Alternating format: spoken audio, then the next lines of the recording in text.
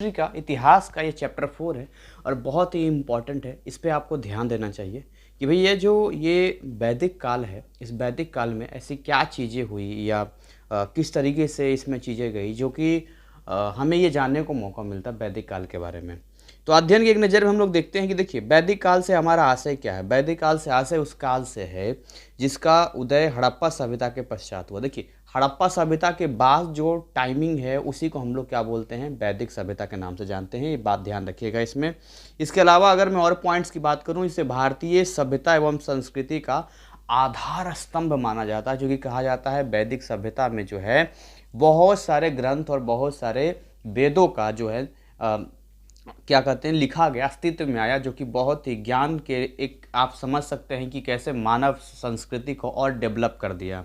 और वैदिक काल को वैदिक सभ्यता भी कहते हैं।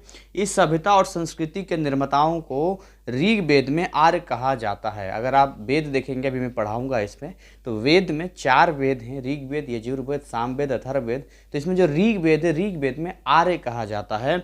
आधुनिक हिंदू धर्म दर्शन, आध्यात्मिक विचारधारा और सामाजिक व्यवस्था एवं मान्यताओं पर इसका महत्वपूर्ण प्रभाव है। यानी कि इसमें आप ध्यान से देखेंगे तो जितने भी आधुनिक मतलब बाद में जाके जो हिंदू दर्शन हुआ, हिंदू धर्म का जो हुआ, जो भी मतलब दर्शन का मतलब होता है धर्म के लिए आपकी क्या सोच है, आपकी क्या रुचि है या क्या जानकारी आप रखते हैं, और आध्यात्मिक विचारधारा और सामाजिक व्यवस्था मान्यताओं पर इसका महत्वपूर्ण प्रभाव है। इतना ही नहीं, कहते हैं कि भारतीय वैदिक सभ्यता एवं संस्कृति का संपूर्ण विश्व के लिए अद्वितीय योगदान है। केवल भारत के लिए नहीं, पूरे विश्व के लिए जो है ये एक योगदान था, एक कंट्रीब्यूशन था, जो कि भारत को इसने विश्व गुरु बना दिया था।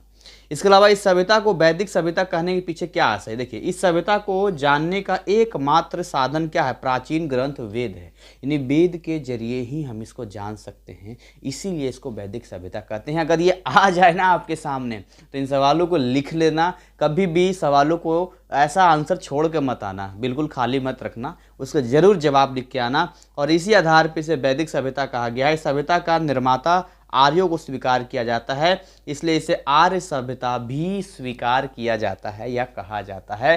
क्या ध्यान रखेंगे आप लोग? आर्य सभ्यता। ठीक, आर्य संस्कृत भाषा का शब्द है जिसका अर्थ होता है उच्च कुल, है ना। उच्च कुल, कुल मतलब जो होता है ना एक तरह से जाति के, मतलब जाति नहीं, स्टैंडर्ड जिसको हम बोल सकते हैं। भारतीय इतिहास में इस सभ्यता की अवधि 1500 ईसा पूर्व से 2000 ईसा पूर्व तक बतलाई गई है। हेलो, 1500 ईसा पूर्व से 2000 ईसा पूर्व। सर सुना सुना से तो लग रहा है वैदिक मतलब वेद, आसान चैप्टर है। तो सर आसान ही है और इसे हम और आसान बना देंगे। तो कितना साल पहले है? तो आप 2000 जोड़ दिए, लगभग 3500 4000 साल पहले की ये बात है। और वैदिक काल को साधारणतः 2 भागों में बांटा गया है। एक तो आपका देखिए, ध्यान रखिए, पहला प्रारंभिक वैदिक काल है, एक उत्तर वैदिक काल है। हेलो, पहले स्टेज को हम लोग क्या बोलेंगे? प्रारंभिक वैदिक काल। क्या बोलेंगे? प्रारंभिक वैदिक काल। और दूसरे स्टेज को क्या बोलेंगे हम लोग? उत्तर वैदिक काल। याद रहेगा? क्या बोला? हाँ, याद रहना चाहिए। चलिए आगे बात करते हैं। जैसा कि मैंने अभी बताया है कि भारतीय इतिहास में 1500 ईसा पूर्व से 2000 ईसा पूर्व तक में वेदों की रचना हुई है। तो अगर आपसे पूछा जाए कि भाई वेदों की रचना कब हुई है, तो आज से लगभग 3.5 से 4000 साल पहले हुआ है। सर इतना साल पहले? हाँ। इसके अलावा भारत के सांस्कृतिक इतिहास में वेदों का स्थान अति महत्वपूर्ण है। अगर आप भारत के इतिहास पढ़ते हैं और वेद के बारे में नहीं जाने तो अधूरा है भाई साहब ये। और इस सभ्यता से संबंधित जानकारी प्राप्त करने से पूर्व यह जान लेना अधिक आवश्यक है कि आर्यों का मूल निवास स्थान कौन सा था। मूल निवास, ओरिजिन। कहता इस प्रश्न का सर्वप्रथम उत्तर विद्वान लोग आज तक नहीं खोज पाए कि आखिर आर्य लोग का ओरिजिन, मूल निवास कहाँ था। भाषा विज्ञान, साहित्य, पुरातत्व शास्त्र और शरीर रचना शास्त्र जैसे विभिन्न स्रोतों पर विद्वानों ने विचार किया है, जिसके कारण इस विषय पर विभिन्न मत प्रकट हुए। अलग अलग विद्वानों का अलग अलग एक ओपिनियन है। एक देखिए, उसमें मैंने कहा ना हिस्ट्री को कैमरा लेके थोड़ी खड़ा रहता है ऐसे करके मोबाइल वीडियो बनाता रहता है, नहीं है ना।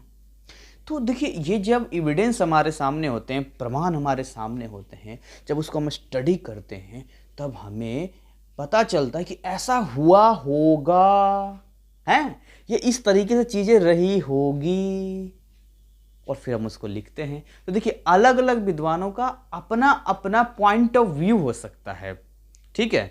सो इसमें ये आपको समझना पड़ेगा कि एक विवादास्पद है, यानी कि एक विवादास्पद मतलब जब वाद विवाद होता है तो किसी के विचार किसी से मैच करता है, किसी से नहीं करता है। वो कहता नहीं ऐसा था, वो कहता नहीं ऐसा था, लेकिन सर था कैसा, वेट करो भाई, अभी हम बताएंगे आपको। और किसी सर्वसम्मति पहुंचने के लिए किए गए अब तक के सारे प्रयास निरर्थक सिद्ध हुए हैं। अब तक कोई भी फाइनल डिसीजन पे नहीं पहुंच पाया है कि आखिर आर्य लोग का ओरिजिन क्या था, मतलब मूल निवास स्थान क्या था। किंतु अधिकांश इतिहासकार आर्यों का मूल निवास स्थान मध्य एशिया को मानते हैं, मिडिल एशिया। आप ध्यान से देखेंगे भारत का पुराना मैप, अखंड भारत, उसमें अफगानिस्तान भी है, आज का पाकिस्तान भी है, बांग्लादेश भी है, तिब्बत भी है, और इधर आप जाएंगे अंडमान निकोबार के सारे सॉरी, इतने सारे देश आपको मिल जाएंगे। सर बात तो आप सही कह रहे हैं, लेकिन सर एक बात बताइए, अगर भारत अखंड था, इतना बड़ा था, तो फिर आज छोटा कैसे हो गया? भाई देखिए समय की बात है, बहुत आक्रमणकारियों का भी रहा, और कहीं ना कहीं इसमें जो है समय के साथ में एक राजनीतिक स्थिति जो हम कह सकते हैं, पॉलिटिकल चीज़ें, अस्थिरता रही भारत में, समझ रहे, बहुत सारी चीज़ें रही। तो अतः इस संदर्भ में अधिक प्रकाश नहीं पड़ता है, तब तक इसी मत को स्वीकार करते हैं हम लोग, जब तक कि आगे नहीं होता। अब क्या हम लोग बैठ के बाद भी बात करें, हैं? आगे बात करते हैं। भारत में आर्यों का आगमन हुआ, ध्यान सुनना है यहाँ पर, बहुत इंटरेस्टिंग है और अपने देश के बारे में, और हम सबको जानना चाहिए ये, और बहुत इंपॉर्टेंट चीज़ें हैं। कहते हैं कि जिस प्रकार आर्यों के मूल निवास को लेकर मतभेद है, ठीक उसी प्रकार आर्यों के भारत आगमन के विषय में भी मतभेद है कि ये लोग आए कब होंगे। किंतु अधिकांश विद्वानों ने यह धारणा अवश्य व्यक्त की है कि आर्यों का आगमन जो है वो 1500 ईसा पूर्व से कुछ समय पूर्व हुआ था। ये विद्वानों का मानना है। देखिए सही भी हो सकता है, गलत भी हो सकता है। कैसे? ये कह रहे हैं कि आर्यों का जो आगमन भारत में है वो 1500 ईसा पूर्व से कुछ समय पूर्व हुआ था, यह धारणा अवश्य व्यक्त किया है। मैं इस बात से सहमत नहीं हूं।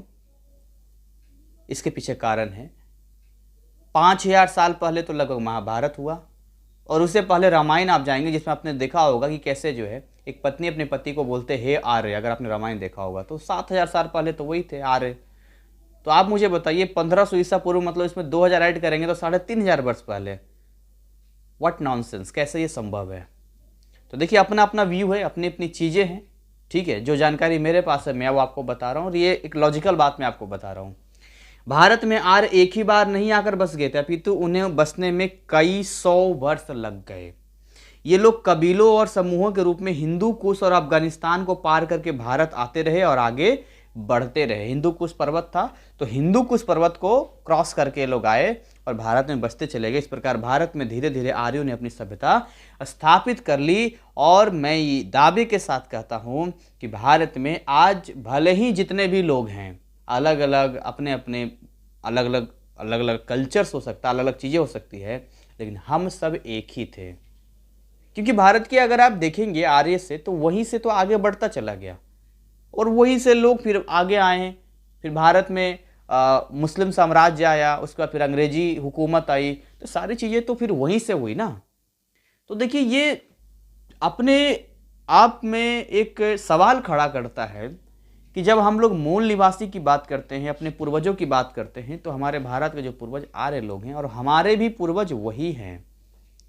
अब कोई माने या ना माने, इससे इतिहास नहीं बदल जाएगा, और मुझे मानने में कोई आपत्ति नहीं है, ना किसी को होनी चाहिए। आज जो भी हमने अपना कल्चर स्वीकार किया है वो अपनी स्वेच्छा से स्वीकार किया है। मे बी अगली पीढ़ी वो अपनी स्वेच्छा स्वीकार करे, तो इसमें कोई मतभेद नहीं होगा। आज के समय को देखते हुए आप इतिहास की तुलना आज के समय से करेंगे तो बहुत बड़ी बवंडर कर देंगे, गलती कर देंगे। आज की स्थिति आज में रहने दीजिए, और इतिहास के पन्नों में जो दर्ज की गई चीज़ें हैं वो इतिहास में रखिए। अगर उसको खिचड़ी करेंगे तो दिमाग घूमेगा। दिमाग को घुमाना नहीं है, फोकस करना है। जो पीछे था वो पीछे था, हमें स्वीकार करना है। आगे जो हम हैं वो हम हैं, ये हम स्वीकार करेंगे। हमें दोनों ही पहलू को लेकर चलना पड़ेगा। आगे हम लोग बात करते हैं आर्यों के प्रारंभिक इतिहास को जानने का एक सबसे महत्वपूर्ण प्रामाणिक और विश्वसनीय स्रोत ऋग्वेद। ऋग्वेद में डिटेल में सारी चीज़ें हमें आर्यों के बारे में जानने को मिलता है। यह केवल भारत ही नहीं बल्कि विश्व का प्राचीन ग्रंथ है ऋग्वेद। इसमें 1050 मंत्र है, 1028 सूक्त हैं और 10 मंडलों में विभक्त है। इसकी रचना आर्यों ने की थी।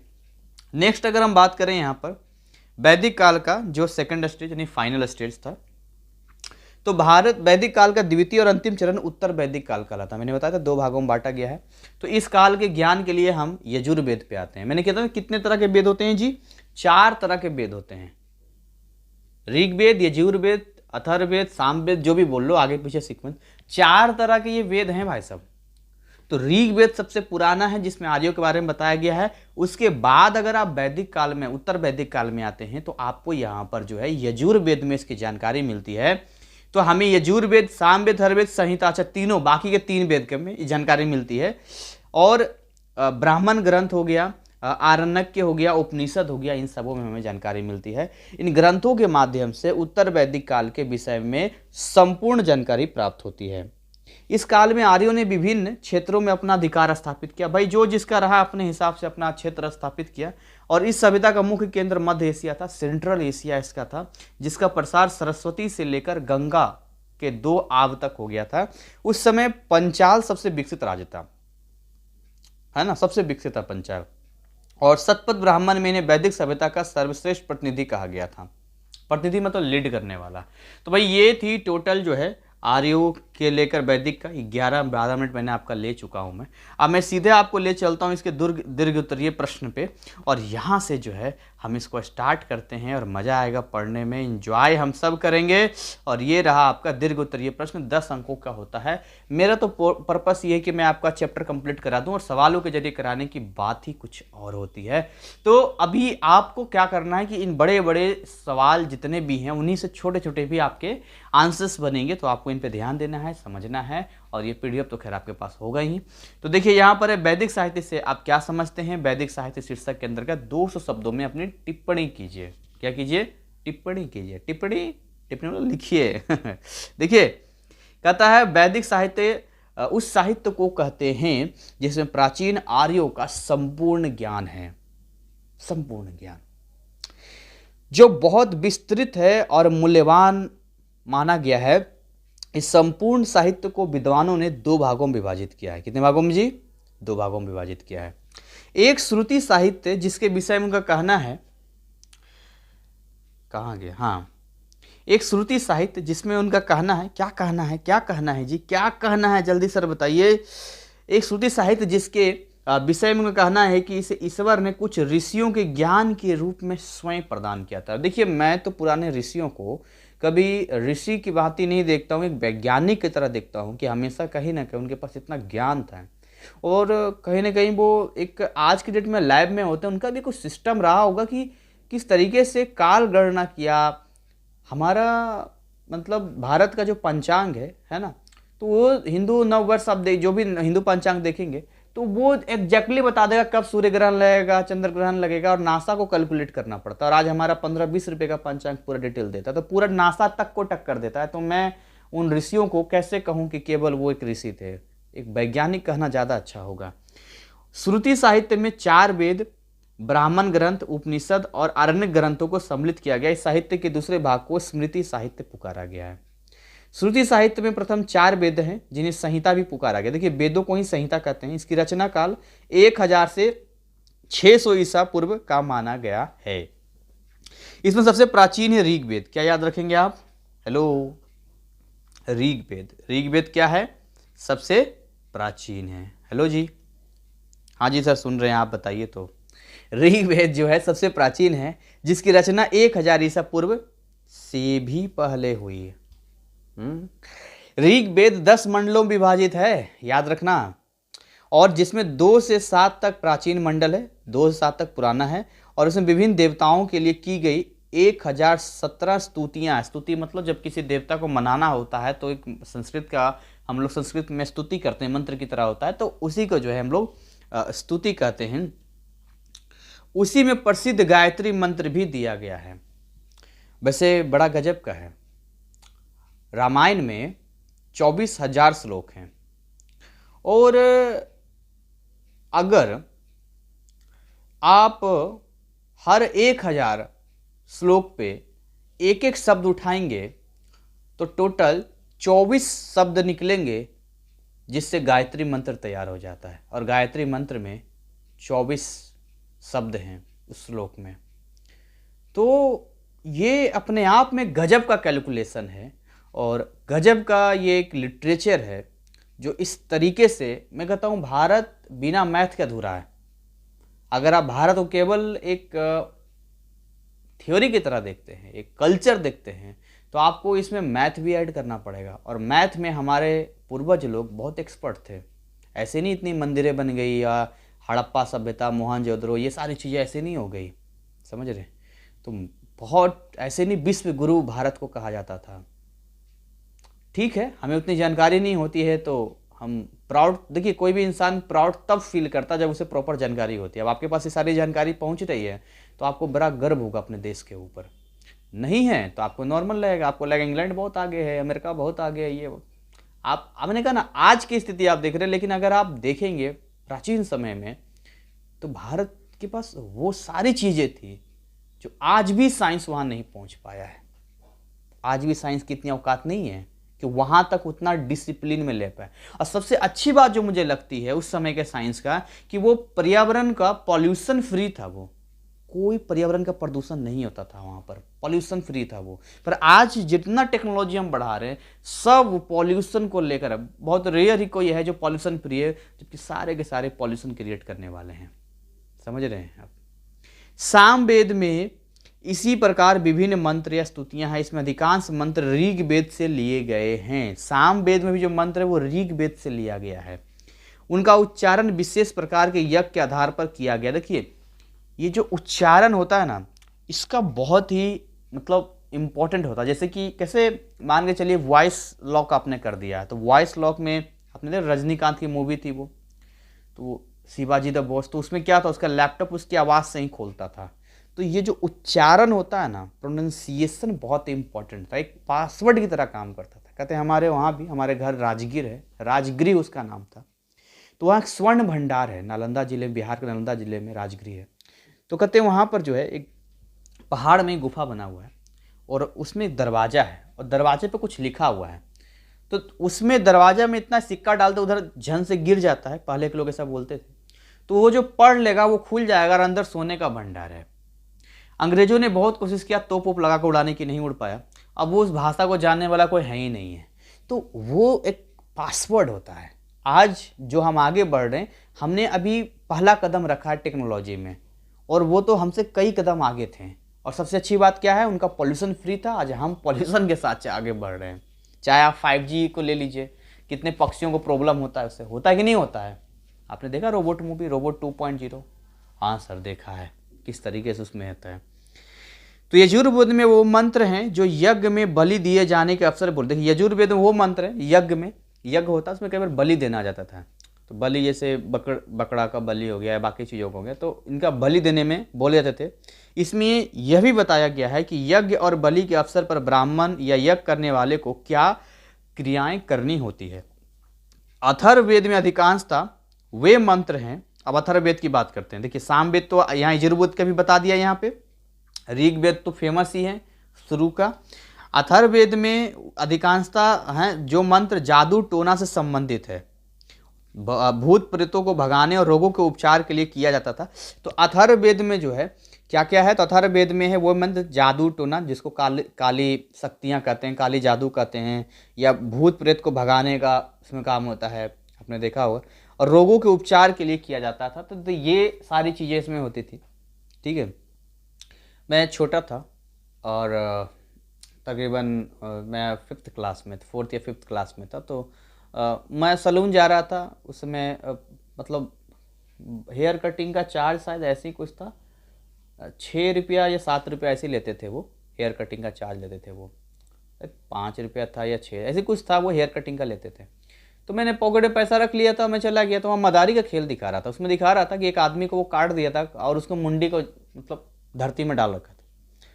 तो मैं छोटा था उसमें, मैं भी भीड़ में खड़ा हो गया। तो वो कहता है, जब डरा के कहता है, कसम काली मैया की, कसम दुर्गा मैया की, जिसके जिसके पॉकेट में पैसा है, अगर उसने पैसा निकाल के नहीं दिया तो उसके सर पे खून का टीका लग जाएगा। मैंने कहा अरे बाप रे, पैसा देख लेते हैं भाई, हमारे यहाँ नहीं दिया तो खून का टीका लग जाएगा। और उसके बाद मैंने हड़बड़ी में देना था 5, दे दिया 10 रुपया।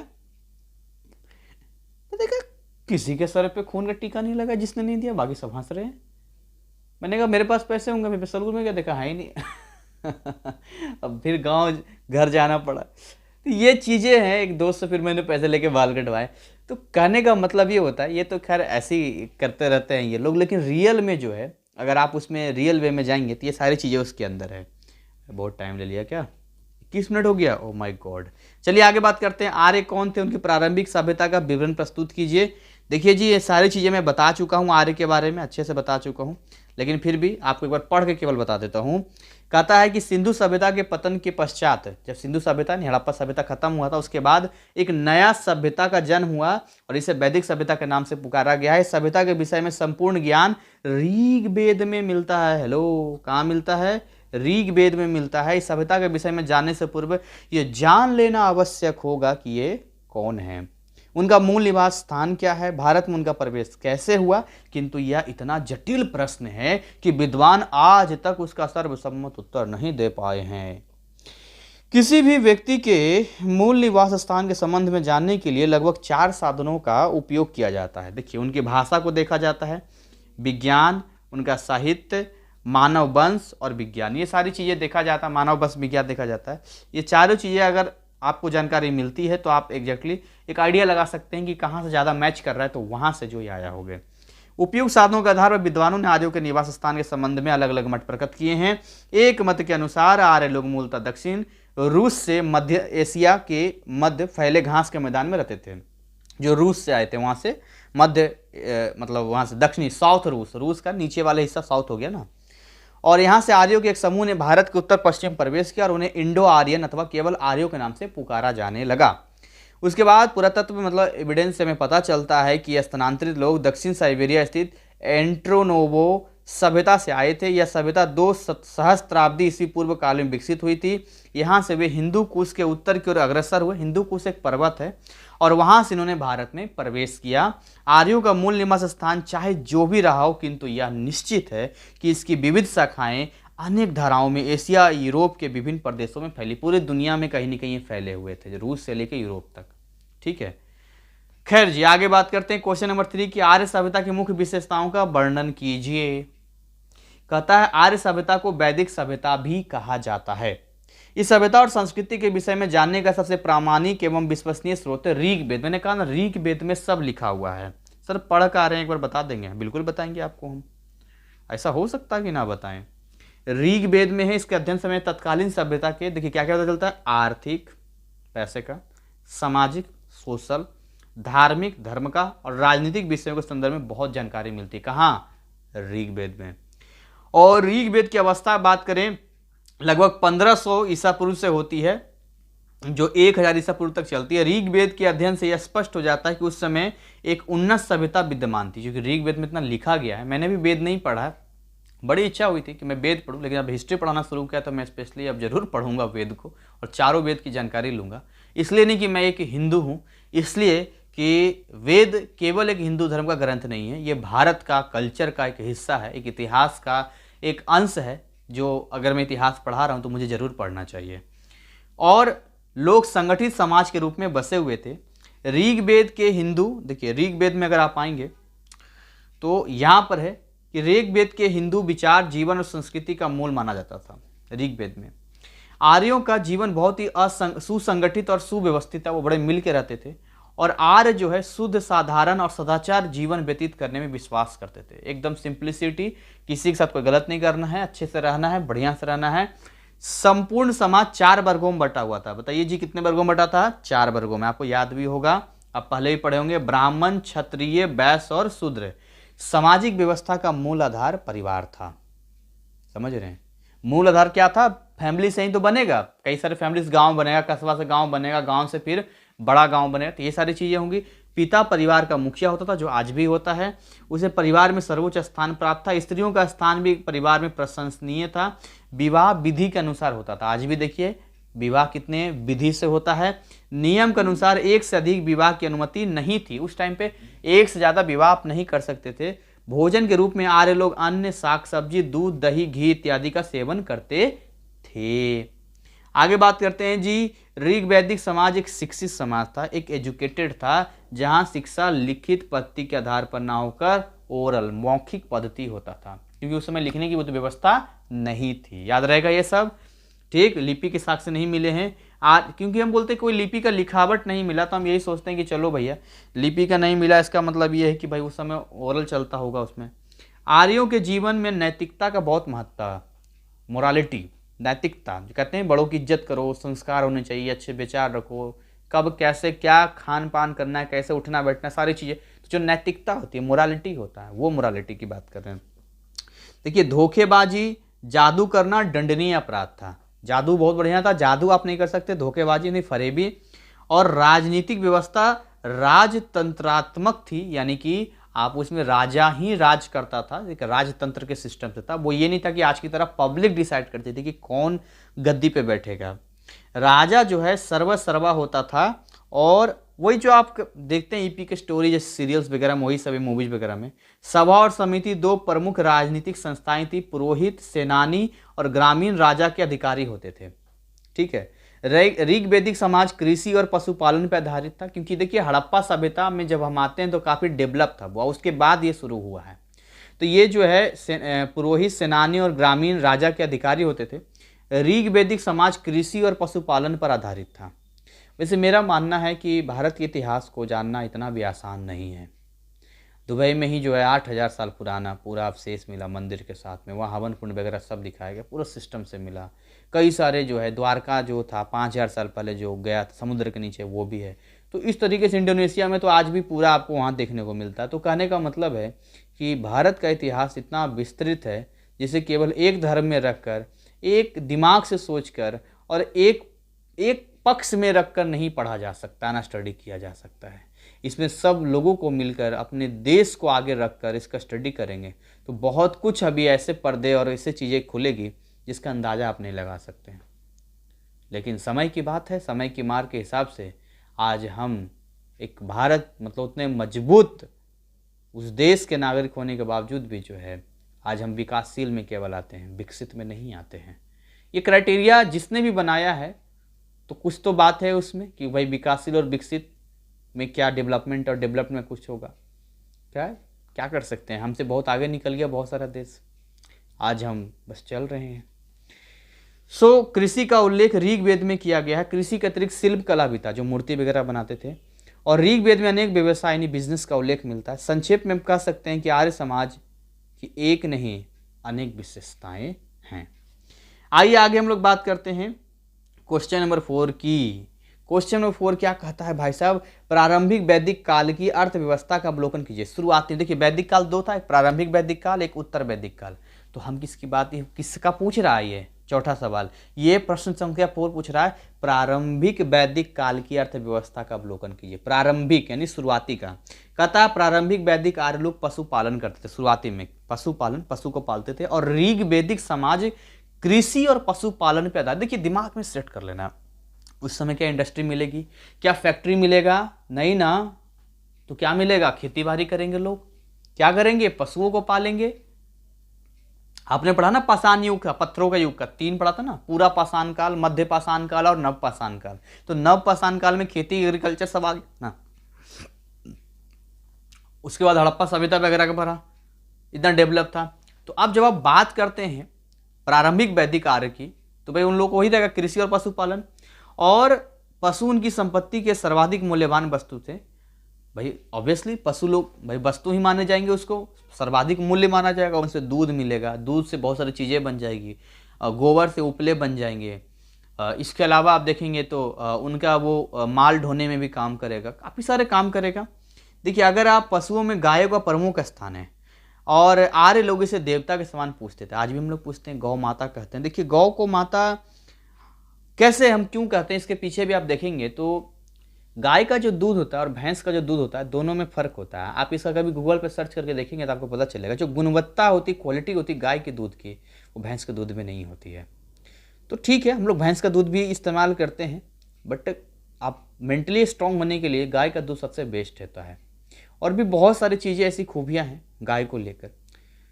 तो रिस्पेक्ट हमारे कल्चर में उन्हीं को दिया जाता था जिससे बहुत हमारे यहाँ प्रॉफिट, मतलब हमारे लाभ पहुंचता था। जैसे कि अब उन्हें मालूम था कि मसाले वगैरह जो जड़ी बूटी की तरह काम करेगा, इम्यूनिटी स्ट्रांग करेगा। तो भारत का क्लाइमेट आप देखें, सर्दी गर्मी बरसात, अगर इम्यूनिटी कमज़ोर रहेगा तो टपक जाएगा आदमी। तो उसी हिसाब से डाला गया उसमें। हवन होता है जहाँ पर, तो उसमें घी वगैरह डाला जाता है, चंदन की लकड़ी होती है, आम की लकड़ी होती है, तो उससे वहाँ का हवा शुद्ध होता है। तो हर एक साइंटिफिक ज़्यादा था। पीपल ऑक्सीजन दिन रात दोनों देता है, तो उसकी कहा कि पूजा करो, जिससे कि हम जल देते रहें तो जगह जगह पीपल के पेड़ ज़्यादा रहेगा। तुलसी 200 ज़्यादा बीमारियों में काम करता है, तुलसी की हम पूजा करते हैं। तो ये जो चीज़ें हमें बताई गई ना, तो ये चीज़ें, इसके पीछे एक साइंस भी था जो उस समय के लोगों को शायद समझ में नहीं आता। बट आज जब उनके पन्ने खुलते हैं, रहस्य के पन्ने खुलते हैं, तो अरे भाई ऐसा है, अरे ऐसा भी है, अरे ऐसा भी है, अच्छा इसीलिए उन्होंने कहा था इसको इम्पोर्टेंस दो। और उन्हें मालूम था कि अगर इमोशनली धर्म के आधार पर हम चीज़ों को ज्वाइंट करके रखेंगे तो लोग उसको जो है सदियों सदियों तक फॉलो करेंगे और उसका उन्हें लाभ मिलता रहेगा। इसीलिए जो है हर वो चीज़ जो कि पर्यावरण के लिए, पूरे मानव संसार के लिए उपयोगी था, उनको देवी देवता के रूप में देखा गया ताकि लोग रिस्पेक्ट कर सके, उनको पूजनीय कर दिया गया। उसी तरह से गाय को भी एक देवता के समान पूछते हैं, गौ माता कहते हैं।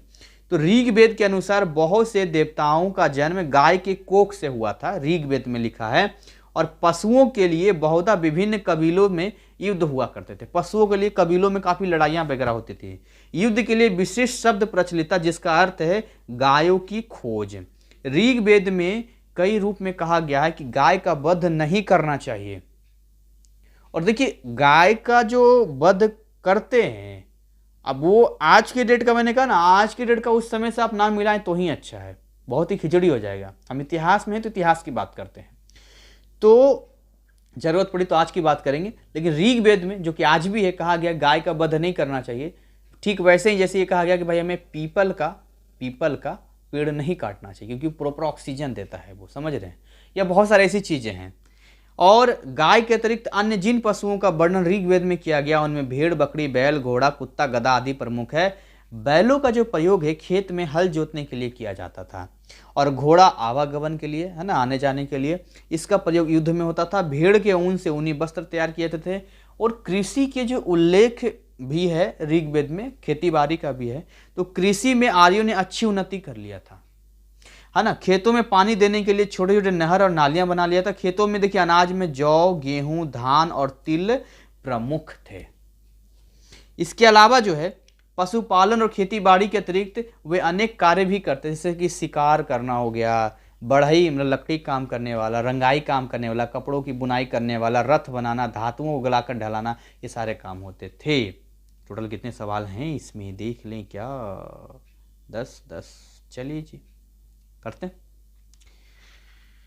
सवाल संख्या 5 ये रहा आपके सामने।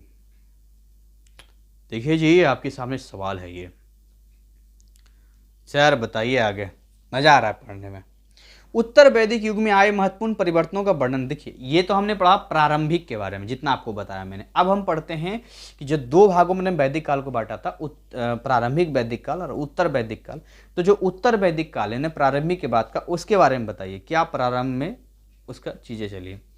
तो प्रारंभिक वैदिक युग के पश्चात की अवधि को उत्तर वैदिक युग कहा जाता है। उत्तर वैदिक काल की जो सीमा है वो 1000 से 600 ईसा पूर्व बताई गई है। इस समय तीनों वेद, सामवेद, यजुर्वेद, देखिए ऋग्वेद तो शुरुआती में आ गया था ना, उसके बाद आया सामवेद, यजुर्वेद, अथर्ववेद। इनके अतिरिक्त ब्राह्मण ग्रंथ, आरण्यक, उपनिषदों की रचना हुई। ऋग्वेद काल से उत्तर वैदिक काल तक विभिन्न क्षेत्रों में अनेक परिवर्तन दृष्टिगोचर हुए। जैसे क्या क्या चेंज हुए, तो सबसे पहले हम बात करते हैं राजनीतिक क्षेत्र में क्या परिवर्तन हुआ। पॉलिटिकली अगर हम बात करें, टॉक अबाउट पॉलिटिकली, राजनीतिक रूप से देखिए, ऋग्वेद की युग की अपेक्षा उत्तर वैदिक में राजा की शक्तियों में बढ़ोतरी हुई है, राजा की शक्तियों को और बढ़ा दिया गया। अब राजा को बड़ी बड़ी उपाधियों से सम्मानित किया जाने लगा। अच्छा जी, शासन व्यवस्था राजतंत्रीय थी। पूर्व वैदिक युग की तुलना में उत्तर वैदिक युग में राजत्व का सिद्धांत अधिकाधिक सुदृढ़ हो गया। अब राजनीति में ब्राह्मणों की भूमिका महत्वपूर्ण होगी, पॉलिटिक्स में ब्राह्मण भी आ गए। और उत्तर वैदिक युग में सामंतवादी भावनाओं का बीजारोपण हुआ और साम्राज्यवादी विचार के चिन्ह उत्पन्न हुए। सामाजिक क्षेत्र में परिवर्तन की अगर बात करेंगे तो पूर्व वैदिक कहाँ है, पूर्व वैदिक से उत्तर वैदिक काल तक आते आते छोटे छोटे ग्राम जो है, आबादी बढ़ेगी तो बड़े ग्राम बना देंगे और बड़े ग्राम नगर में डेवलप कर गए। उत्तर वैदिक काल तक समाज स्पष्ट रूप से 4 वर्गों में विभाजित हो चुका था। जाति प्रथा के साथ साथ सामाजिक मापदंड प्रकट होने लगे थे। उत्तर वैदिक काल में पूर्व वैदिक काल की अपेक्षा नारी की स्थिति में गिरावट आ गई। मतलब नारी की स्थिति समझते हैं आप लोग, सोसाइटी में नारियों का सम्मान, लेडीज की भागीदारी, ये सारी चीजें। और औरतों को सभा नामक कबीलाई परिषद में भाग लेने और विचार विमर्श करने पर रोक लग गई थी। चेंजेस क्या हुआ ये पूछ रहा था, तो जहां औरत लोग वहां फ्री थी, यहाँ पर नहीं है। धार्मिक क्षेत्र में क्या परिवर्तन हुआ जी, तो ऋग वैदिक युग में जहां 7 पुरोहितों का उल्लेख किया गया है, अब उसको 14 पुरोहित कर दिया। उत्तर वैदिक युग में पुनर्जन्म संबंधी मान्यताएं विकसित हो चुकी थी। पुनर्जन्म पिछले, और ये सच बात है, पुनर्जन्म तो होता ही होता है। बड़े पैमाने पर यज्ञानुष्ठानों के प्रचलन कारण ऋग वैदिक देवताओं का महत्व घटने लगा था और ब्राह्मणों का स्थान सबसे उच्च था। कब? बाद का। आइए बात करते हैं आर्थिक क्षेत्र में क्या हुआ जी। अगर भाई साहब आप आर्थिक क्षेत्र की बात करते हैं तो कई हुए, जैसे कुछ उद्योग धंधे भी खुले, काम धंधा, पैसे की बात कर रहे हैं ना यहाँ पर, और आने जाने के लिए यातायात भी डेवलप हो गया। अनेक शिल्पकारों का उदय हो गया जो मूर्ति वगैरह बनाते थे। आगे बात करें, कीजिए सर, अभी तो मज़ा आएगा, 1 शॉट में ख़त्म करते हैं। उत्तर वैदिक काल में महिलाओं पर किस प्रकार के प्रतिबंध लगाए गए थे, उनकी स्थिति ज्ञात थी। तो अभी भी मैंने बात किया यहाँ पर कि किस तरीके से जो उत्तर वैदिक काल में, फिर पढ़ लेते हैं। देखिए, ऋग वैदिक काल जो कि प्रारंभिक वैदिक काल के नाम से हम लोग जानते हैं, और बाकी आ गया उत्तर वैदिक काल, उसके बाद वाला। तो यहाँ पर यदि हम देखें यहाँ पर, तो ऋग वैदिक काल की अपेक्षा उत्तर वैदिक काल में स्त्रियों की स्थिति में गिरावट देखने को मिलती है। इस समय स्त्रियों पर अनेक प्रकार के प्रतिबंध लगने शुरू हो गए थे। अब स्त्रियां जो है सभा और समिति में भाग नहीं ले सकती थी, पर आज की स्त्रियां, ना पूछिए क्यों सर, बस ना पूछिए। मतलब आजकल ऐसी चीज़ें नहीं है ना। आजकल तो देखिए, लड़का हो या लड़की हो, सबको बराबर आगे बढ़ने का हक है, ठीक है। उस टाइम पता थोड़ा पाबंदी लग गया था वहाँ पे। अब स्त्रियां ने अथर्ववेद में कन्याओं के जन्म की निंदा करती है। कई लोग आज भी कुछ जगहों पर या मानसिकता होती है कि नहीं, हमें लड़की नहीं लड़का ही चाहिए। ऐत्रेय ब्राह्मण में पुत्री को सभी दुखों के स्रोत और पुत्र को परिवार का रक्षक बताया गया। कुछ जगह पर ये बताया, हालांकि ये गलत है। और कन्याओं को बेचने और दहेज देने का उदाहरण भी प्राप्त हो जाता है। दहेज वाले सिस्टम तो खैर आज भी है, बिहार में तो मुँह मांगा चलता है एकदम। हमारा बेटा के सरकारी नौकरी लगा है, ऐसे ही शादी कर देंगे। हाँ, सरकारी नौकरी लगा है, 50,000 का महीना कम आता है, कम से कम 15 लाख रुपया लेंगे हम। थोड़ा सा कम आगे बढ़िए, बहुत लड़की मिल जाएगी हमको, 15 लाख से कम नहीं लेंगे। हमारा बेटा दरोगा बना है, हम तो 25 लाख रुपया लेंगे। अरे कैसी बातें कर रहे हैं। तो ऐसे करके जो है दहेज प्रथा आज भी देखें। देखिए, उस समय क्या होता था कि अपनी स्वेच्छा से राजा महाराजा लोग जो है अपनी लड़कियों को जो है एक समान भेंट स्वीकार देते थे। लेकिन आज तो ज़बरदस्ती हो गया, हमको तो ये गाड़ी चाहिए, हाँ, ब्रांडेड घड़ी होनी चाहिए, ब्रांडेड कपड़े होने चाहिए, और पूरा खर्चा लड़की वाले करेंगे। चलो वो मानते हैं, लेकिन पैसा कैश भी चाहिए। तो नहीं करेंगे साथ, मंडप छूट के चलो जी। अब क्या करेंगे इसमें। परिवार के अन्य धार्मिक कार्य अब उनके स्थान पर पुरोहित करने लग गए थे। पुरोहित होता है ना एक पंडित ब्राह्मण, तो वो करने लग गए थे। और यह अन्य धर्म ग्रंथों में उनके बारे में दिए गए विवरणों से स्पष्ट होता है। ऐतरेय ब्राह्मण उल्लेख है। देखिए, स्त्री के बारे में कहा गया ऐतरेय ब्राह्मण में क्या कहा गया है, उसको एक बार देख लेते हैं। अच्छी स्त्री वह है जो उत्तर नहीं देती है, मतलब होता ना जैसे किसी का पलट के जवाब देना, उत्तर नहीं देती है। स्त्री की सर्वाधिक गिरी हुई स्थिति मैत्रेयी संहिता में प्राप्त होती है। कहीं कहीं पर क्षत्रियों में सती प्रथा और स्त्रियों को पुरुष के सम्मुख खुले मुंह ना होने की प्रथा आरंभ हुई है। उस समय स्त्रियों को पिता की संपत्ति से वंचित कर दिया गया था। आज भी कहाँ, तो जो आप ले सकते हैं, वैसे कानून बना हुआ है, लेकिन परंपरा वही है कि नहीं लेते हैं। और सती प्रथा तो ये था कि भाई देखिए उस समय क्या होता था, जब कोई राजा आक्रमण करता दूसरे पर, तो उनकी स्त्रियों के साथ बहुत गलत व्यवहार करते थे, तो इसके लिए वो क्या करते थे, उसके साथ वो खुद भी मर जाते थे या आग में अपने आप को जला लेते थे। ठीक है, तो आप ये समझिए जौहर भी एक शब्द इसमें आता है। तो इसमें गलत तब है जब बाद के लोगों ने, ओरिजिनल में जब उनका बेटा मरता था साथ में जबरदस्ती उनकी बहू को जो है जला देता था, ये गलत था। उस समय तो मजबूरी थी, लेकिन इसको प्रथा बना दिया इन लोगों ने, सती प्रथा बना दिया। इस प्रकार हम पाते हैं कि उत्तर वैदिक युग में स्त्रियों की स्थिति प्रशंसनीय नहीं कही जा सकती है। आगे बात करते हैं प्रश्न संख्या 7 की। 7 क्या कहता है?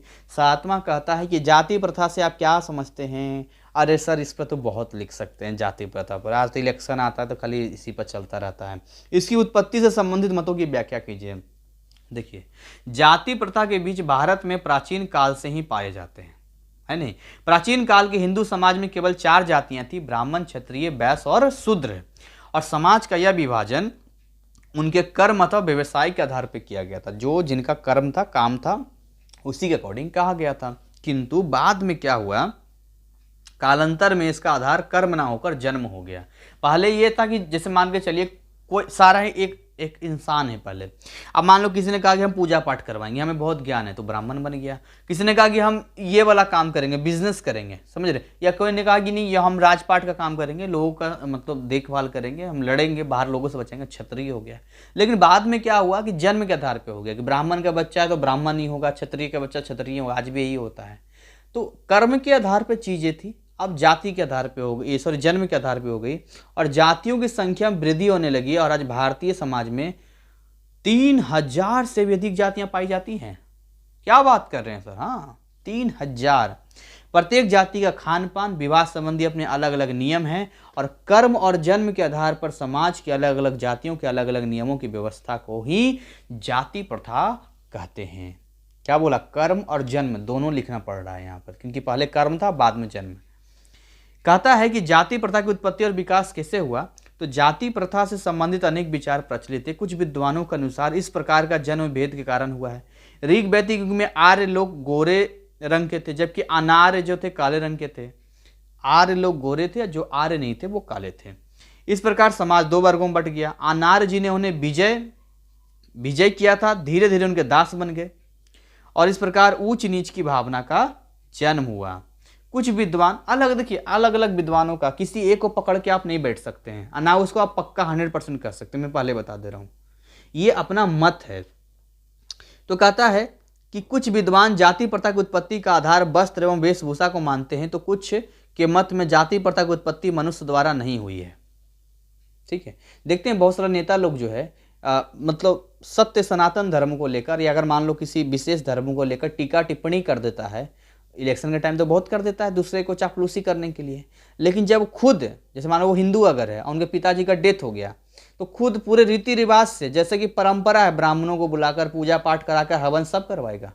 लेकिन उन्हीं में से नेता जो है फिर इलेक्शन आएगा तो फिर हिंदू मुस्लिम करके और बाकी जातियां करके लड़ाई झगड़ा करवाएगा और अपने वोट को अपनी तरफ लेने की कोशिश करेगा। तो ये जो नेताओं की होती है, ये गद्दी पाने की लालच होती है। आम पब्लिक इसको समझ नहीं पाता है और उसके बाद आपस में ही जो है लड़ाई झगड़े और दंगे कर देते हैं, जबकि सब एक है, सब मिलजुल के रहने वाली बात है। यहाँ पर कोई इस तरह की चीज़ें नहीं हैं। लेकिन अगर आप नेताओं के चक्कर में रहेंगे तो पक्की बात है कि सुख शांति, कई बार ऐसा होता है कि अशांति में बन जाती है, क्योंकि यह उतनी प्राचीन प्रथा है हिंदू धर्म, क्योंकि है ना, यह उतनी प्राचीन प्रथा जितना कि हिंदू धर्म है। अपने विचारों की पुष्टि में इन लेखकों ने ऋग्वेद के 10वें मंडल में किए गए पुरुष सूक्त का आश्रम दिया। उपयुक्त विचारों से यह स्वीकार किया जाता है कि उक्त प्रथा की उत्पत्ति व्यवसाय के आधार पर हुई थी। जिन लोगों को वेदों का अधिक ज्ञान था और जो पूजा भक्ति में अधिक विश्वास करते उन्हें ब्राह्मण कहा गया, और युद्ध में भाग लेने वालों को क्षत्रिय कहा गया। व्यापार करने वाले, धंधे में रहने जो भी बिजनेस करते थे उनको वैश्य कहा गया, और इन तीनों जातियों को लोगों की सेवा करने वालों को शूद्र कहा गया। बस इतना ही था हमारा।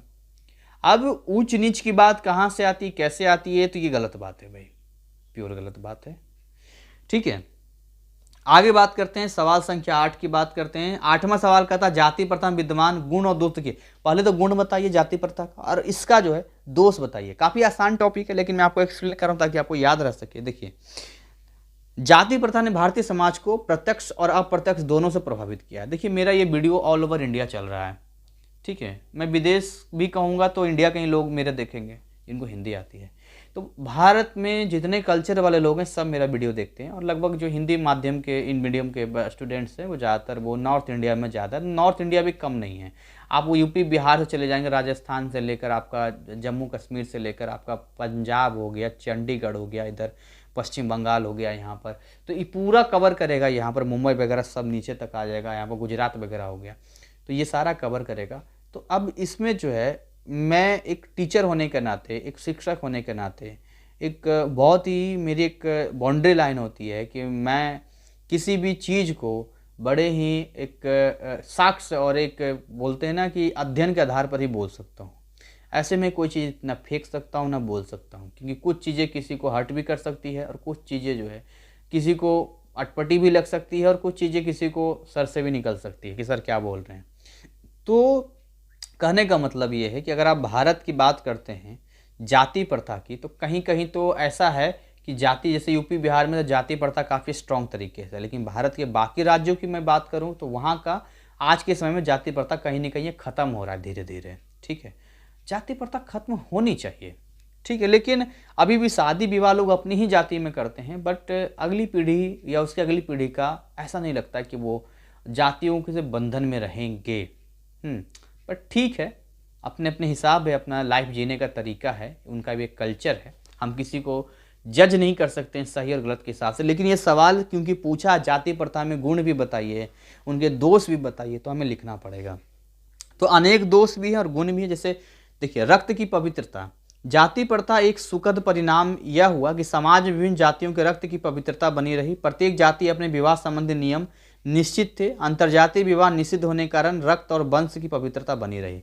अरे बिल्कुल सत्य बात है। जानते हैं पाकिस्तान में एक बीमारी है, अब जेनेटिक प्रॉब्लम बीमारी बहुत पता चल, क्योंकि देखिए जैसे अब आप जब बात करते हैं ना कि अपने ही कुल अपने ही वंश में लड़कियों से शादी, लड़के लड़की शादी कर लेते हैं, तो डीएनए उनका मैच कर जाता है। डीएनए मैच करने की वजह से उनको जो बच्चा होता है उनमें एक प्रॉब्लम हो सकता है, बीमारी का नाम मुझे ध्यान है, गूगल सर्च कर सकते हैं। तो ये जो चीज़ें होती है, इसलिए जो है कहा कि दूर दूर थोड़ा शादी करेंगे, ये ज़्यादा अच्छा आपके लिए रहेगा। ये देखिए साइंटिफिक था, उस समय के लोग नहीं समझ पाए, लेकिन अब समझ में आता है कि यार सच में साइंटिफिक है ये तो। ठीक है, तो ये इसलिए मना था, यहाँ पर लिखा हुआ निश्चित था, ये रक्त और वंश की पवित्रता बनी रहती है। भाईचारे की भावना, जाति प्रथा ने बंधुत्व और भाईचारे की भावना प्रेरणा दी और जातीयता को प्रबल बनाया। एक ही जाति के लोगों में परस्पर प्रेम और सहानुभूति हो गई और एक दूसरे के सुख दुख में सहायता की भावना बलवती हुई।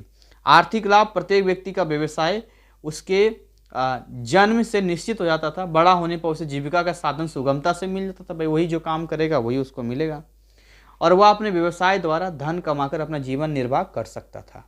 जैसे मान के चलिए कोई बड़ी काम करता है, उसका बेटा ऑटोमेटिक बड़ी काम सीख लेगा। शुद्ध चरित्र की बात करते हैं, जाति प्रथा की एक बड़ी विशेषता यह मानी जाती है कि इसमें लोगों के चरित्र को शुद्ध रखने में महत्वपूर्ण भूमिका निभाई। लोगों में सदैव यह आशंका बनी रहती थी कि यदि उन्होंने कोई भी चरित्रहीन कार्य किया तो उनका समाज में अपमान होगा और वो अपनी जाति में गिर जाएंगे, और आज भी चीज़ें होती है, इसलिए बड़े सोच समझ कर हमें कोई भी काम करना होता है। जाति प्रथा के दोष क्या हैं? देखिए, अगर आप दोष की बात करते हैं जाति प्रथा की, इस प्रथा में गुण के साथ साथ अवगुण भी विद्यमान थे, जो इस प्रकार है। देखिए, जाति प्रथा के कारण समाज में अनेक वर्गों में विभक्त हो गया। प्रत्येक वर्ग दूसरे वर्ग को घृणा, द्वेष और ईर्ष्या की दृष्टि से देखने लग गए। भाई बोलो मैं ऊपर जाति का हूँ, तुम नीचे जाति का, इस तरह चीज़ें हो गई। और धर्म के विकास में बाधा आ गई। फिर कैसे? इसमें दो मत नहीं है कि वर्ग व्यवस्था ने हिंदू धर्म संस्कृति की रक्षा की, परंतु इसमें भी इनकार नहीं किया जा सकता है कि इससे धर्म के विकास में अनेक बाधाएं उत्पन्न हुई। अन्य धर्मों को छोड़ हिंदू धर्म में आने वाले लोगों को जाति प्रथा कारण बराबरी का दर्जा मिलना असंभव था, और इसलिए इन लोगों ने यह धर्म अंगीकार नहीं किया। इसके विपरीत बहुत से निजी जातियों के हिंदू लोगों ने इस धर्म को छोड़कर अन्य धर्म को स्वीकार कर लिया। देखिए, घर में जब किसी एक के साथ भेदभाव किया जाता है तो ऑब्वियसली वो बागी बन जाता है, और उसे पड़ोसी अच्छा लगने लग जाता है, भले वो पड़ोसी हमारा दुश्मन क्यों ना हो। वही बात होती है कि अपने ही समाज में अपने ही लोगों के साथ यदि आप भेदभाव करेंगे, ये बिल्कुल गलत ही नहीं, बहुत गलत है ये। अगर कर्म के हिसाब से जातियों का निर्धारण किया गया था, तो जन्म के आधार पर आपने मान भी लिया, तो इतना भेदभाव क्यों? बहुत बड़ा सवाल खड़ा होता है। और बिल्कुल भेदभाव नहीं होना चाहिए। एक जो इक्वलिटी है वो इक्वलिटी होनी चाहिए। हिंदू धर्म के यहाँ तक इतने सालों बाद भी इसलिए रह गया कि भगवान शिव को वो भी मानता है, वो भी मानता है, वो भी मानता है, भगवान राम को वो भी मानता है, वो भी मानता है, वो भी मानता है, इसलिए टिका रह गया ये सत्य सनातन टिका रह गया ये। क्योंकि एक इसमें एक सरोकार था, एक बीच की लाइनिंग तो जो सबको रख दिया। लेकिन एक एक कहते ना कि इंसान जब एक पूरी तरीके से ये होता है कि भाई हमारा तो यहाँ पर कोई इज्जत ही नहीं हो रहा है, या हमारे साथ इस तरह की चीज़ें हो रही, तो कब तक वो संघर्ष करेगा? और क्यों अपने जीवन को, जिस भगवान ने, ऊपर वाले ने जीवन दिया है, तो उस जीवन को वहाँ वो व्यतीत करेगा ना जहाँ पर लगेगा कि उसका जीवन सुखमय हो सकता है। जीवन एक रिस्पेक्ट बहुत ज़रूरी होती है। तो इसीलिए जो है धर्म को छोड़कर अन्य धर्म को स्वीकार कर लिया। और मैं हमेशा कहता हूँ समाज में कभी किसी के साथ भेदभाव मत करना। आप ऊंची जाति के हो सकते हैं, जन्म के आधार पर चीज़ें क्योंकि बाद में बन गई और अब तक चल रही है, इसका कतई ये मतलब नहीं है कि आप इंसानों को जातियों में रख कर देखेंगे और ऊंच नीच करेंगे। आपके दो हाथ हैं ना, उसके भी दो हाथ हैं, आपकी दो आंखें, उसकी भी दो आंखें हैं, और पोटेंशियल में हो सकता है वो आपसे आगे हो। तो इस चीज़ को रखना बेवकूफ़ी है। इस प्रकार जाति प्रथा ने हिंदू धर्म के उत्थान में रुकावटें पहुंचाई। आगे हम लोग बात करते हैं जी प्रजातंत्र के प्रतिकूल। देखिए जाति तथा प्रजातंत्र के सिद्धांतों के विपरीत है। प्रजातंत्र के सिद्धांत के अनुसार देश के सभी नागरिक को समान अधिकार प्राप्त होते हैं। ऐसा कहीं कहीं है कि जाति के आधार पर कोई 2 मत डाल सकता है अथवा 2 पद प्राप्त कर सकता है, तो वैसे तो प्रतिकूल ही होता है। आगे बात करते हैं सवाल संख्या 9, आश्रम पद्धति से आप क्या समझते हैं? प्राचीन ग्रंथों में वर्णित 4 आश्रम पद्धतियां कौन कौन सी है? देखिए आश्रम पद्धति के बारे में बता रहे हैं। उत्तर वैदिक युग में मनुष्यों के सामाजिक जीवन में अनेक परिवर्तन आया, और सामाजिक जीवन की एक प्रमुख विशेषता 4 आश्रमों का सिद्धांत था। समझिएगा इसको। इस व्यवस्था के अनुसार मनुष्य के संपूर्ण जीवन को 100 वर्ष का मानकर माना गया था। 100 वर्ष, 100 वर्ष में कैसे था समझिए इसको। अब तो 100 वर्ष नहीं रहा, लेकिन 4 भागों में बांटा गया और बहुत ही सिस्टमेटिक तरीके से था। पहले वो ब्रह्मचार्य रहेगा, मतलब ज्ञान लेगा, जिसमें कोई शादी विवाह नहीं, कोई लड़कीबाजी नहीं, कुछ तरह ब्रह्मचार्य रहेगा। दूसरा वो गृहस्थ, मतलब शादी विवाह करेगा, बाल बच्चे करेगा, आगे बढ़ेगा। फिर वानप्रस्थ और फिर संन्यास ले लेगा। अनेक आश्रम की अवधि 25 वर्ष निश्चित की गई थी। प्रत्येक की 25 साल में ब्रह्मचर्य रहेगा, 25 साल तक जीवन रहेगा, 25 साल तक वन में रहेगा, और फिर संन्यास रहेगा आखिरी के 25वें साल तक। समाज के सभी लोगों को यह अपेक्षा की गई थी कि वे इन नियमों के अनुसार अपना जीवन व्यतीत करें, और प्रथम 25 वर्ष में व्यक्ति को विद्यार्थी और ब्रह्मचर्य जीवन का पालन करना पड़ता था। अब बहुत जरूरी है ये। 25 से 50 वर्ष की आयु तक जो है आप अपना गृहस्थ जीवन यानी कि मैरिड लाइफ बिताइए। 25 से 75 आयु तक के वानप्रस्थ आश्रम में रहना पड़ता था, तभी तो आपको सीखेंगे। आप सन्यासी बनने के लिए सीखना पड़ता है, अनुभव चाहिए। और इस अवधि में केवल जो है अपनी पत्नी के साथ जंगल में निवास करता था और आध्यात्मिक प्रगति का प्रयत्न करता था। मंत्र में 75 वर्ष की आयु में व्यक्ति अपनी पत्नी को, अब 75वें वर्ष में पत्नी को भी छोड़ देता था, और उसके बाद जो है सन्यासी जीवन व्यतीत करना लगता था और मोक्ष की प्राप्ति का। मोक्ष मतलब होता है कि जब एक बार आप का मृत्यु होता है, उसके बाद आपका ये जन्म मृत्यु के चक्र से हम निकल जाते हैं। इस प्रकार इस काल में आर्यों के जीवन को 4 भागों में बांटकर विभिन्न आयु में व्यक्ति को विभिन्न कर्तव्य निश्चित करके व्यक्ति को भौगोलिक एवं आध्यात्मिक दोनों ही प्रकार की प्रगति का मार्ग बताया गया। ठीक, सबसे आखिरी सवाल है, इसको हम लोग देख लेते हैं। टाइम भी हमारा लगभग 1 घंटा होने वाला है। ये हमारा सवाल है ऋग्वेद में प्रतिबंधित क्या बोल रहा है ये, वैदिक समाज की मुख्य विशेषताओं का वर्णन। देखिए ऋग्वेद में समाज का संपूर्ण विवरण दिया गया है, और कहता है कि उसके अध्ययन से हमें प्राचीन इतिहास से संबंधित राजनीतिक, सामाजिक और आर्थिक, धार्मिक सभी विषयों के संदर्भ में बहुमूल्य ज्ञान प्राप्त होता है।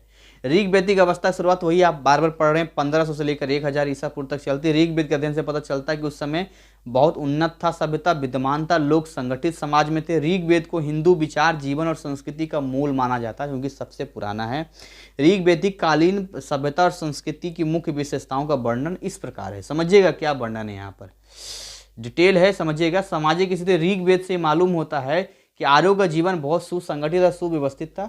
वही सारी चीज़ें जो मैंने बताया, वे शुद्ध साधारण सदाचार जीवन व्यतीत करने में विश्वास करते थे। ऋग्वेद के 10वें मंडल में पुरुष सूक्त के अनुसार समाज 4 वर्गों में बटा था। कौन कौन था? ब्राह्मण, क्षत्रिय, वैश्य और शूद्र। और ऋग्वेद से स्पष्ट प्रतीत होता है कि विवाह संस्था उस समय भली भांति विकसित हो चुकी थी। ऋग्वेदिक समाज में आर्य वैवाहिक संबंधन में बंधकर गृहस्थ जीवन व्यतीत करते थे। निर्लेख हमारे यहाँ क्या कहते हैं, 7 जन्मों का बंधन होता है, ये 7 फेरे होते हैं, पर कुछ लोग इसको इजीली तोड़ देते हैं। लेकिन वैसे तो देखा जाए तो जो सिंदूर है, मंगलसूत्र है, तो ऐसा नहीं है कि आप एक शादी कीजिए और उसको जीवन भर आप उसको जो है साथ दीजिए, ये चीज़ें होती हैं। बट टाइम में आजकल का ऐसा नहीं चल रहा है। मैंने कहा ना, प्राचीन और आज की बातें में कुछ चीज़ें आज भी हमारे जीवन में हैं और मुझे बड़ी अच्छा लगता है, बड़ी खुशी होती है कि मैं जब कुछ सेलिब्रिटीज़ को देखता हूँ, अमिताभ बच्चन को देख लीजिए, शाहरुख खान को देख लीजिए, ऐसे कुछ सेलिब्रिटीज़ हैं जिनका जो है बहुत ही मतलब अमिताभ को भी छोड़ दीजिए, पर शाहरुख खान का मुझे एक ये चीज़ें लगती है, कभी किसी का अफेयर नहीं रहा, किसी का अफेयर नहीं रहा। वो बंदा बिल्कुल लॉयल रहा अपनी वाइफ के लिए। जब इतना बड़ा सुपर स्टार था, इतना सब कुछ था, वो मतलब अफेयर में कभी नाम ही नहीं आया उसके साथ कभी, एकदम प्रोफेशनल। बाकी सबका आपका अमिताभ तक का आ जाता है रेखा के साथ, लेकिन वैसे किसी का नहीं, शाहरुख खान है। ये कुछ चीज़ें होती है। तो ये जो भारत का कल्चर है, धर्म का आधार पर आप मत देखिए, धर्म के आधार पर तो कोई कोई धर्म में 3-3 शादी तक है, तो आप अपना आत्मा से पूछिए क्या 3 शादी सही है क्या, उस पर मत जाइए। लेकिन अगर लॉयल्टी की बात करते हैं तो आई थिंक एक जोड़ा जो कहता है ना पति पत्नी का, अगर अच्छे से मिल के रहे तो जीवन बहुत बढ़िया चलेगा। और गौरी ने भी, उनकी वाइफ ने बहुत मदद किया, बिजनेस को जो स्टार्ट किया, इंटीरियर डेकोरेशन या बाकी चीज़ें, वो काफ़ी हेल्प किया। आगे हम लोग बात करते हैं तो समाज में स्त्रियों को सर्वोच्च स्थान प्राप्त था, वे स्वतंत्र और शक्तिशाली होती थी। यज्ञ, विवाह, हवन इत्यादि उत्सव पत्नी की उपस्थिति के बिना पूर्ण नहीं हो सकते थे। आज भी पूजा पाठ में पत्नी को साथ में बैठना पड़ता है। ऋग्वैदिक समाज में आर्यों का वस्त्र साधारण होता था। विवाह के शुभ अवसर पर वधू एक विशेष प्रकार का वस्त्र धारण करती थी। आज भी देखते हैं दुल्हन लोग स्पेशल कपड़े पहनती है। और आप तो ये ब्यूटी पार्लर भी जा के जो है एकदम से काली काली भी गोरी बन जाती है। सर मजाक उड़ा रहे हैं? अरे नहीं नहीं, काला या गोरा हो हम सबको स्वीकार करना चाहिए, लेकिन बुरा तब लगता है जब पार्लर जाके इस तरीके से मेकअप में आते हैं। और एक मेकअप एक यूनिफॉर्म हो तो समझ में भी आता है, यहाँ इतना गोरा कर देता है कि हाथ काला ये गोरा एकदम, क्या ब्यूटी पार्लर वाली है। आवास का निर्माण मिट्टी और बांसों से किया जाता था। रहने के लिए मनुष्य और पशु दोनों सम्मिलित रहते थे और ये आवास स्वच्छ, खुले और हवादार होते थे। ऋग्वैदिक युग में नगरों का निर्माण नहीं हुआ था। ऋग्वेद में ध्यान, नगर नहीं बने थे, बाद में जाके बना था उत्तर वैदिक काल में। ऋग्वैदिक समाज में शिक्षा की व्यवस्था लिखित पद्धति पर आधारित ना होकर मौखिक पद्धति पर थी, मतलब रिटन नहीं था, ये ओरल था। और इसी के साथ जो है आपका ये टाइम लगभग ओवर हो जाता है और मुझे बड़ी खुशी है कि जो है मैं आपके लिए जो है ये कोर्स डिज़ाइन कर रहा हूँ और मुझे भी बहुत कुछ जानने और सीखने का मौका मिल रहा है आपके साथ में। तो मैं उम्मीद करूँगा कि जितना चीज़ आप पढ़ रहे हैं ये सब आपको याद रहे, एग्ज़ाम में आप पास करें, अच्छा नंबर लाएं और जब अच्छा नंबर आए तो हमें याद करना ना भूलना। नाम तो सुना होगा, सूरज सर, GCSE एनआरएस क्लासेस। लेकिन ये है कि भाई अभी से मेहनत करेंगे तब होगा, ऐसा नहीं है कि बस पढ़ लिया हो गया। देखिए जितने लिखना भी पड़ेगा, आंसर आप एग्जाम से पहले खुद लिखने की कोशिश कीजिए तो आपके लिए अच्छा रहेगा। समझ रहे हैं आप? तो इस तरह इसको बाइंड अप करते हैं, मिलते हैं इसके अगले चैप्टर में। तब तक ऐसे ही हंसते खिलखिलाते मुस्कुराते रहें।